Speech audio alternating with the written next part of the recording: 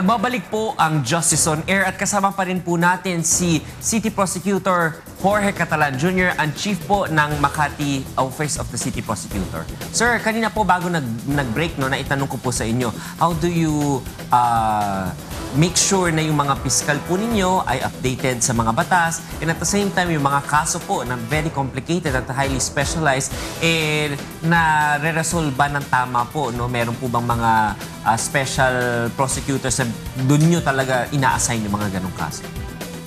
Tama po, Atty. Reggie, na may mga special prosecutors, especially in the sense na pagka medyo involved yung mga figures or accounting figures yung kaso, as much as practicable, ina-assign or binibigay namin sa mga CPA lawyer. Okay. At gayon din, pagka may bagong kaso na medyo kailangan lahat namin ay malaman bago kami padalan ng kopya ng Department of Justice, ay may ina-assign na po kami para mag-research dito sa kaso na to at mabigyan ng bawat isa sa amin para well abreast kami sa lahat ng mga bagong batas. Pagka may nag-file na po sila sa amin ng complaint affidavit, nag-file na complaint, ay kailangan nilang sumpaan ito sa jurat prosecutor na naka-assign po araw-araw doon sa aming umiikot yan, Chief, no? Opo, sinong prosecutor naka-assign? Tapos po nun ay dadaan po at pupunta sa administrative namin. Okay. I-assign po namin ngayon ang nasabi kanina po sa investigating prosecutor. Okay. So siya po ang hawak nitong kaso na to or mag-iimbestiga. Titingnan po muna niya kung may probable cause po or wala. Dahil po kahit wala pa pong sagot ang idinimanda na tao, kung sakaling nakita po niya na talagang walang kakaso-kaso, pwede pong mutuo proprio na i-dismiss po niya. Of course, subject po sa approval po yon. Ngayon po, kung ano yung mga klaseng kaso usually dismiss na kagad motu proprio, Chief? Kumari walang batas na ano. Opo, yung wala talagang kaso na ganon. Or nakikita nila na walang ebidensya talaga laban sa dinidimanda nila. Pwede naman pong i-dismiss na yung parang yung mga kailangan dumaan muna ng lupong tagapamayapa sa barangay, ganyan. Opo, kung sakaling ganon, i-refer na lang nila or i-dismiss. Okay. Pwede po yun. Pero kung nakita naman po nila na hindi ganong walang kakaso-kaso, magsasagawa po sila ng investigation proper. Okay. Bibigyan po nila ng tinatawag na subpoena ngayon yung taong dinidimanda. Dito po, pag na-receive po yung subpoena ng ididimanda, saka po siya sasagot. Yung pong sagot, ang tawag counter affidavit or answer. Chief, saan ba pinapadala yung subpoena na yan? Sa bahay po ba o sa opisina? Sa given address po ng idinimanda. Okay. Sa opisina po hindi pwede. Kasi syempre sa Makati maraming mga opisina dyan, di ba? Pwede rin po kung sakaling yun ang binigay na address po nung kaya lang, may proseso pa rin po. Kailangan ay may return po yan na maayos. Pagkatapos po nung sumagot through a counter affidavit yung respondent, pwede na pong mag-desisyon kung submitted for decision. Na unless po magpa-file pa muna tinatawag na reply affidavit yung complainant at pagbibigyan pa po yung respondent naman ng counter, rejoinder affidavit. After that po, submitted na at gagawa na po ng resolution yung investigating prosecutor. Kung sakali pong sa tingin niya ay may probable cause, so irerekomenda niya ang filing of a case against the respondent. Kung sakali naman pong walang ebidensya sa tingin niya, walang probable cause, irekomenda niya ang dismissal ng kaso. Siyempre po, subject po lahat sa approval ko at dadaan po sa review prosecutor to at eventually sa final po ay ako ang mag-approve. Chief, kapag nag-resolve po kayo na merong probable cause po, so magpa-file po kayo ng information at doon po sa information may nakalagay doon, may recommendation for bail amount, no? How do you determine kung magkano po yung i-recommend yung bail? May prosecutor's manual po yan. Okay. Kung saan ay nakasaad ang bawat kaso at ang bawat bail na i-recommend ng prosecutor. Meron, bawat pong opisina ay mayroong manual po na yan. Yun ang aming sinusunod. Chief, on the average, mga gaano po katagal yung itatagal ng isang kaso po na finance sa opisina ninyo mula dun po sa pag-file hanggang po dun sa pagre-resolve po ninyo? Ayon po sa batas, 60 days or 2 months lamang po. Okay. Ngunit sabi ko nga po, sa NCR, including Makati, ay napakaraming kasong ipina-file. Kaya nga po binibigyan namin ng konting leeway. Okay. Siguro po, usually hanggang 3 months or 90 days. After that po, ay minomonitor na po namin ang kaso para ma-resolve kagad. Chief, ano pong gagawin ng ating mga nag-file ng kaso or mga parties po na na-filean ng kaso na sa tingin po nila ay ang tagal-tagal ng kaso? Parang pwede po bang magsumbong sa opisina ninyo diretso na yung investigating prosecutor nyo ay matagal mag-resolve or nade-delay masyado yung mga proceedings doon?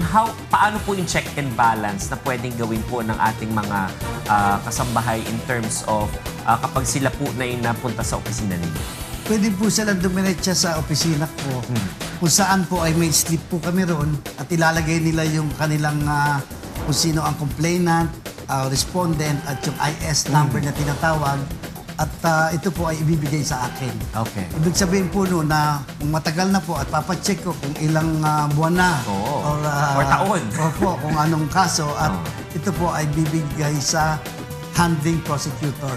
May notice po yun na may nagpa-follow up dito sa kaso na to at kailangan ma-resolve na. Chief, in the 1.5 almost, 2 years na pala kayo dyan, sa opisina sa City Prosecutor na Makati.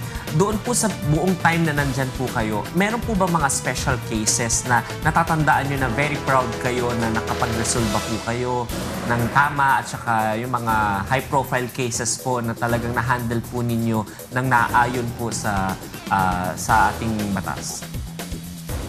Marami pong kaso na natatandaan ko rin pero hindi ko masyadong matandaan yung mga titles. Top of mind. Although ang mga na-convict na po rito sa mga hindi po na-convict dahil sa kami ang nagfa-file. Yeah.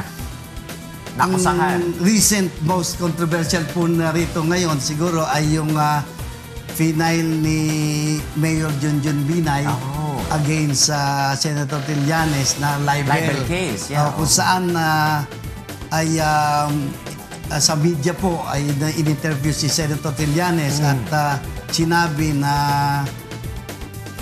nagbigay ang kampo po ng mga Binay sa isang division sa each of the justices po ng halagang around 25 million at para ang kaso na pagsususpindi sa kanya ay magkaroon ng injunction o temporary restraining order.